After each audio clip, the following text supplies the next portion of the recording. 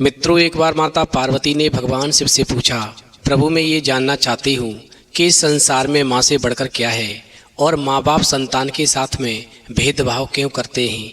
किसी को ज़्यादा प्यार तो किसी को कम प्यार क्यों करते हैं। किसी को ज़्यादा धन तो किसी को कम धन क्यों देते हैं। किसी को बंटवारे में ज़्यादा संपत्ति तो किसी को कम क्यों देते हैं। फिर भगवान शिव कहते हैं, पार्वती तुम्हारा प्रश्न बहुत ही महत्वपूर्ण और ज्ञानवर्धक है, इसलिए मैं तुम्हें तुम्हारे प्रश्न का उत्तर एक छोटी सी कहानी के माध्यम से देता हूँ। यदि तुमने इस कहानी को पूरा और मन से सुना तो निश्चित ही तुम्हारी आंखों से आंसू निकल आएंगे और तुम्हारे प्रश्न का उत्तर भी तुम्हें मिल जाएगा। तो मित्रों, कहानी शुरू करने से पहले मेरा आप सभी से अनुरोध है कि आप हमारी कहानी में खो जाएं। उससे पहले हमारे चैनल को सब्सक्राइब करके बेल आइकन अवश्य दबा लें, जिससे हमारी हर वीडियो का नोटिफिकेशन सबसे पहले आप तक पहुंच सके और आप हमारी हर वीडियो से प्राप्त ज्ञान का अपने जीवन में लाभ उठा सकें। तो आइए कहानी शुरू करते हैं। भगवान शिव कहते हैं, पार्वती एक दिन एक नौजवान अकेला बैठा रो रहा था। उसी समय उस नौजवान के सामने से एक साधु होकर के गुजरे। तो साधु ने नौजवान से पूछा, बेटा तुम क्यों रो रहे हो। तो नौजवान बोला, हे साधु महाराज, मेरा संसार में कोई नहीं है। फिर तो साधु जो था उस नौजवान के पास बैठ गया और पूछने लगा, तुम्हारी बात सुनकर के मुझे बहुत दुख हुआ। तुम अपने बारे में बताओ, क्या तुम्हारे माता पिता को कुछ हो गया है जिसकी वजह से तुम रो रहे हो। तो नौजवान बोला, नहीं महाराज कुछ नहीं, माँ तो बिल्कुल ठीक है। वहीं साधु ने फिर पूछा, क्या तुम्हारे पिता को कुछ हुआ है। तो वो नौजवान बोला, नहीं महाराज, पिता भी बिल्कुल ठीक हैं। वहीं साधु फिर कहने लगा, तो क्या तुम्हारे भाई बहन को कुछ हो गया है। तो नौजवान बोला, वो भी ठीक हैं। भगवान शिव कहते हैं, पार्वती मगर साधु समझ नहीं पाया और नौजवान से पूरी बात बताने के लिए कहने लगा। वहीं नौजवान बोला, महाराज मुझे इतने वर्ष लग गए ये जानने के लिए कि मेरा कोई नहीं है और किसी को भी मुझसे लगाव नहीं है। ना माँ को है, ना पिता को है, ना भाई को है, ना बहन को है। मैंने सबके लिए इतना कुछ किया, परंतु सब ना जाने क्यों मुझसे इतनी नफरत करते रहे। मैंने तो किसी का कुछ भी नुकसान भी नहीं किया, बुरा भी नहीं किया, कभी किसी से धन की लालसा भी नहीं रखी। वहीं नौजवान की बात को सुनकर के साधु परेशान हो गए, आखिर बात क्या है। और फिर उन्होंने उस नौजवान से अपनी कहानी सुनाने के लिए कहा। फिर तो नौजवान ने साधु को अपने जीवन की सारी कहानी सुनाई। वो नौजवान कहने लगा, महाराज जब मैं छोटा था तो एक बार मैं बहुत बीमार हुआ। मुझे बताया गया कि मुझे एक डॉक्टर ने बचाया। पढ़ाई के लिए मेरे स्कूल इतने बदले कि मुझे खुद ही पता नहीं कि मैं किस स्कूल में पढ़ा हूँ। जब मैं थोड़ा और बड़ा हुआ तो मेरे माता पिता ने मुझे अकेले रेल में बिठा कर के चाचा के घर भेज दिया, जहाँ पर मैंने पढ़ाई की। मैं साथ में बैठे एक यात्री की उंगली पकड़कर घंटों बैठा रहा। केवल 8-9 वर्ष का था। 6 वर्ष के बाद में जब मैं वापस आया तो फिर पढ़ाई के लिए मुझे दूसरे शहर भेज दिया। वहाँ पर मेरी नौकरी लग गई। फिर नौकरी के लिए शहर से बाहर चला गया। वहीं मैं बरसों अकेला रहा और जब भी माता पिता से या भाई बहनों से मिलने के लिए आता तो कोई भी मुझसे सीधे मुंह बात नहीं करता और सभी मेरा अनादर करते थे। समय धीरे धीरे गुजरा। फिर मेरी शादी हो गई तो माता पिता ने मुझे घर से निकाल दिया। फिर भी मैं निभाता रहा। मैंने और मेरी पत्नी ने मिलकर के परिवार को जोड़ने की बहुत कोशिश की, परंतु कोई भी हमसे रिश्ता रखना नहीं चाहता था। फिर तो उस नौजवान की बातें सुनकर के साधु की आंखें नम हो गईं और साथ ही नौजवान की आंखें भी। वहीं नौजवान ने आगे बताना शुरू किया कि फिर मेरी नौकरी बाहर दूसरे राज्य में लग गई और हमें वहां जाकर रहना पड़ा।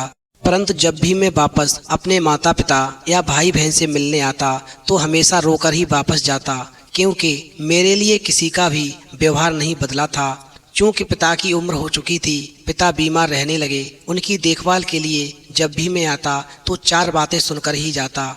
वहीं साधु ने नौजवान के सर पर हाथ रखकर उसको शांत करने की कोशिश की, परंतु नौजवान अपनी बात सुनाना चाहता था। नौजवान ने फिर बताना शुरू किया, महाराज मेरे पिता की मृत्यु पर कोई नहीं आया और केवल मैंने और मेरी माँ ने पिता की मृत्यु के बाद के सारे कार्य पूरे किए। मैं ये सब देखकर हैरान था कि जिन बच्चों को हमेशा मेरे माता पिता ने सबसे ज़्यादा प्यार किया, उनकी आर्थिक सहायता की, वो मेरे पिता के गुजर जाने के बाद उनसे इतने दूर कैसे हो गए। और फिर सबने मुझसे ही कहना शुरू कर दिया कि अब मुझे ही अपनी माँ का ख्याल रखना है और अपने पास रखना है, क्योंकि अब मेरे और भाई बहनों को मेरी माँ से कोई मतलब नहीं था। वहीं नौजवान की बात को सुनकर के साधु की आंखों से आंसू आ गए और फिर नौजवान जो था आगे की घटना बताने लगा।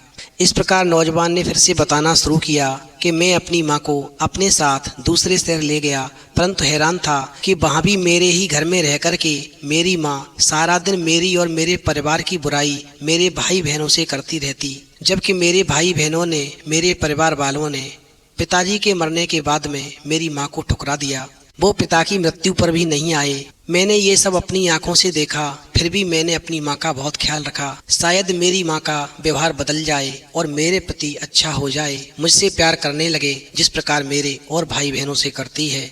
मैंने यहाँ तक माँ का ख्याल रखा कि पहले खाना अपनी माँ को खिलाते, फिर बाद में हम खाते, परंतु इतना करने के बावजूद भी मुझे यही महसूस हुआ कि मेरी माँ को या मेरे परिवार को मुझसे कोई लगाव नहीं है। वहीं कुछ दिन रह कर के मेरी माँ वापस अपने शहर जाने की जिद करने लगी और फिर मैं उनको वापस ले आया। फिर वही शुरू हो गया। मेरे लिए मेरी माँ और मेरे भाई बहनों के दिल में केवल नफरत ही थी। जो भाई बहन अपने खुद के पिता के देहांत के बाद में मिलने भी नहीं आए, वो ही मेरी माँ को हमेशा सगे लगते थे और आज भी लगते हैं। मैंने अपनी माँ को बहुत समझाने की कोशिश की, परंतु वो नहीं मानी। आखिरकार मेरे छोटे भाई के घर रहने चली गई। भगवान शिव कहते हैं पार्वती। वहीं साधु ने आगे पूछा, बेटा फिर क्या हुआ? तो वो नौजवान बोला, महाराज फिर एक दिन अचानक उन्होंने वापस आकर, यानी मेरी माँ ने वापस आकर फिर मेरे साथ रहने का फैसला किया, परंतु अब मैं माँ को रखने को तैयार नहीं था, क्योंकि मेरा परिवार इन सब घटनाओं से बहुत परेशान हो चुका था और अब आगे सहन करने को तैयार नहीं था। जिस माँ पिता ने, भाई बहनों ने इतने वर्ष तक मेरा सिर्फ शोषण किया हो, आज मेरी मदद मांग रहे थे, क्योंकि माँ को कोई भी रखना नहीं चाहता था। फिर भी मैं कुछ नहीं बोला और माँ मेरे साथ रहने लगी, परंतु फिर भी माँ का वही हाल रहा। मेरे और मेरे परिवार के बारे में मेरे गांव वालों से, रिश्तेदारों से, मेरे भाई बहनों से हमेशा उल्टा सीधा बताना शुरू कर दिया। इस प्रकार मेरी माँ ने मेरे और मेरी पत्नी को लेकर के मेरे भाई बहनों के बीच में इतना बड़ा जहर घोल दिया कि रोजाना घर में फिर से झगड़े होने लगे। फिर तो हार करके मैंने अपनी माँ को वापस उन्हीं के घर छोड़ने का निर्णय लिया। मैंने सोच लिया कि यदि इतना करने के बाद भी मेरी माँ मेरे भाई बहनों का गुण गाती है, जो उसको रोटी तक नहीं देते, उससे बात तक नहीं करते, फिर भी उन्हीं के ऊपर गिरती है और हमेशा मेरी और मेरी पत्नी की बुराई करती है, तो फिर इस माँ को अपने पास रखने से क्या फायदा, जिसको मुझसे बिल्कुल भी प्यार नहीं। भगवान शिव कहते हैं पार्वती। इस प्रकार साधु ने सारी बात सुनी और पूछा, बेटा फिर तुम क्यों रो रहे हो? तो नौजवान ने कहा, हे साधु महाराज, मुझे ये समझ नहीं आ रहा कि शिकायत तो मुझे थी, शोषण मेरा हुआ, बुरा भला तो मैंने सुना, जबकि ना मैंने अपने पिता की वसीयत में से कोई धन मांगा, ना मेरे या मेरे परिवार के दिल में कोई लोभ था, फिर भी मैं कैसे सबका बुरा बन गया। आज मेरे पास ना माँ है, ना मेरा कोई सगा अपना भाई बहन है, और लोग कहते हैं मैंने अपनी माँ को छोड़ दिया। मैंने किसको छोड़ दिया? जो खुद मेरी कभी नहीं थी, क्या मैंने उसको छोड़ा है? अरे छोड़ तो माँ ने मुझे दिया, मेरे भाई बहनों ने भी मुझे छोड़ दिया, मेरे परिवार वालों ने भी मुझे छोड़ दिया, मेरे रिश्तेदारों ने भी मुझे छोड़ दिया, क्योंकि माँ ने सबको मुझे लेकर के इतना भड़का दिया था कि घर में अक्सर विवाद होता ही रहता था। माँ मेरी कभी सगी नहीं हुई, जबकि मैंने अपने माता पिता की बहुत सेवा करने की कोशिश की। उन्हें मेरी सेवा भी नहीं चाहिए थी और मैं अंदर ही घुटता रहा। आखिरकार मेरी कमी क्या है? मेरे माता पिता आखिरकार मुझसे सेवा करवाना क्यों नहीं चाहते? फिर तो उस नौजवान की बात को सुनकर के साधु मुस्कुराए और बोले, ए नौजवान, लोग कहते हैं माँ से बढ़कर कुछ नहीं, परंतु आज मैं कहता हूँ कि माँ से बढ़कर है और वो है कर्म। तूने बहुत कोशिश की, परंतु तेरी कोशिश को और तेरे सम्मान को कोई समझ नहीं पाया। तुझे हमेशा दोषी ठहराया। ये कसूर और बदकिस्मती तेरी नहीं बल्कि उनकी है। पछतावा तुझे नहीं, उनको होना चाहिए जिन्होंने अपने सबसे बड़े पुत्र और एक भाई को समझने में इतनी विशाल भूल कर दी। कर्म के हिसाब से सब बराबर हैं, ना माँ बड़ी और ना ही पुत्र, ना ही पिता बड़ा और ना ही भाई बहन। कर्म सिर्फ कर्म देखता है। आज तेरा यूं अकेले बैठकर ये सोचना ही बताता है कि तेरी तरफ से तूने बहुत कोशिश की, परंतु जब उनके भाग्य में ही तुझसे सुख प्राप्त करना नहीं था तो कहाँ से मिलता। इसमें तू क्या करेगा, इसलिए पछताना छोड़ और अपनी पत्नी के साथ में अपने परिवार और अपने भविष्य को संवार। लोग कहते हैं कि संसार में माँ से बढ़कर कुछ नहीं, लेकिन मैं कहता हूँ संसार में माँ से बढ़कर कर्म है, जो सभी को समय आने पर भुगतने ही पड़ते हैं, फिर चाहे रिश्ता जो भी हो। और ऐसा कहकर के साधु वहाँ से चल दिए, साथ ही वो नौजवान भी। अंत में भगवान शिव कहते हैं, पार्वती हमेशा ध्यान रखना, लगाव, सम्मान और भावनाएं एक तरफा नहीं होती। बिना लालच या लोभ से की गई सेवा धर्म के समान होती है और सही गलत का फैसला कर्म के आधार पर होता है।